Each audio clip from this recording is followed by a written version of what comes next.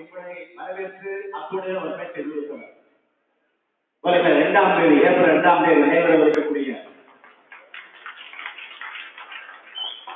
அமைப்பினுடைய கோமுசாவினுடைய தேர்தல் என்எல்சி தொழிலாளர் முன்னேற்ற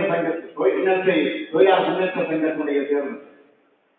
அந்த தேர்தலில் நீங்க ஆற்ற வேண்டிய பணி, நீங்க எந்த வகையில எங்களை ஆதரவு தர வேண்டும் 10 என்பதை மனதிலே பதிய வைத்துக் கொண்டு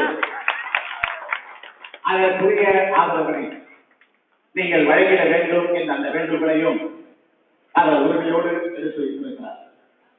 ஆக இது திருமண விழாவாக இருந்தாலும் என்ன திருமண விழாவில மணமக்களை மட்டும் வாழ்த்தாமல் இன்றைக்கு தேர்தல் வேலைகளில் ஈடுபட்டிருக்கிறார்கள் என்று நீங்கள் சொல்லக்கூடாது. எனவே இது ஒரு குடும்ப பாச உணர்வோடு நடைபெறக்கூடிய மனவிழா. ஆகவே தொழிற்சங்கத்தையும் இந்த குடும்பத்தை நாங்கள் பிரித்து பார்க்கின்றோம் என்பதற்கு இந்த திருமண விழாவை ஒரு சாட்சியாக நாம் பார்க்கிறோம். இதை நீங்கள் மனதிலே வைத்துக் கொண்டாக்க வேண்டும்.